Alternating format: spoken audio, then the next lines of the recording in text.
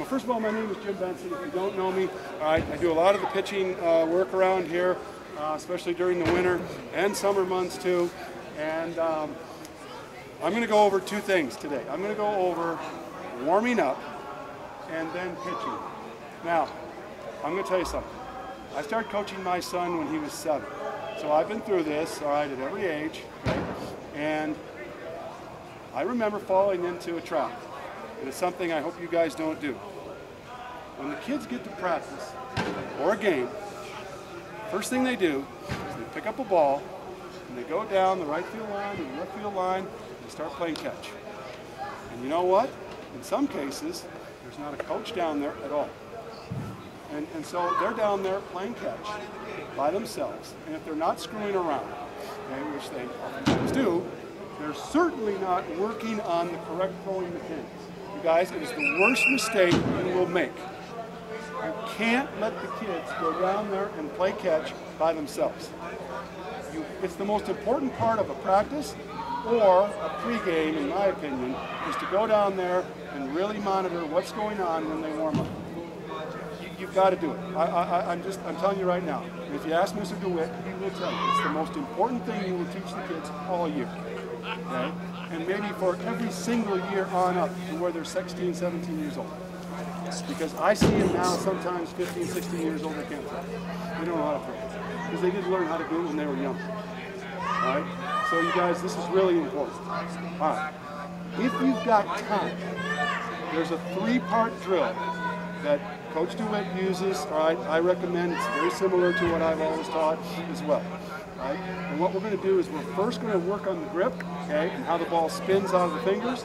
Then we're going to work on the throwing arm, top half, and then we're going to stand up and play catch. But it's very controlled, very systematic, okay? Make sure everybody's doing it exactly right.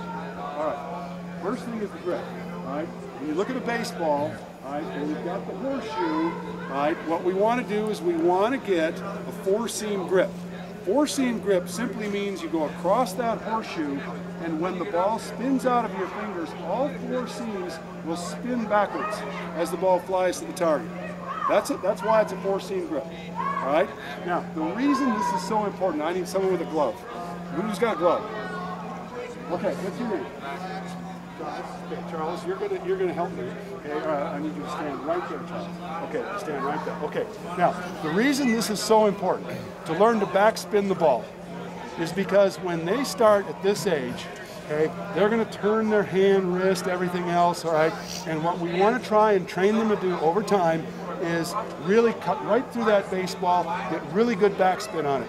Because when they do get to Mr. DeWitt, if he's still there, all right, in 10 years, all right, what we want them to do is we want them to be able to go to a 2-seam fastball, backspin the ball, and then as it flies 60 feet 6 inches, guess what? It moves this way and in to a right-handed batter. It runs or tails into a right-handed batter.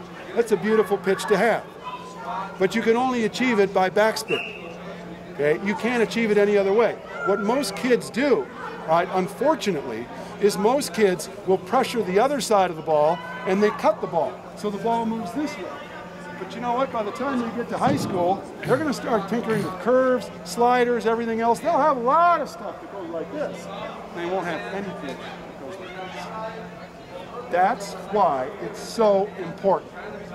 Backspin the ball, backspin the ball, backspin the ball. Start them with a 4-seam grip, backspinning the ball. Now, here's what I would recommend. If you've got the time, all right, again, in a practice, all right, to do this.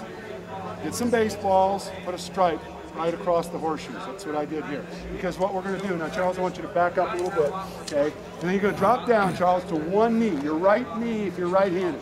Right knee. There you go. Good. All right. Now, I'm going to get this 4-seam grip.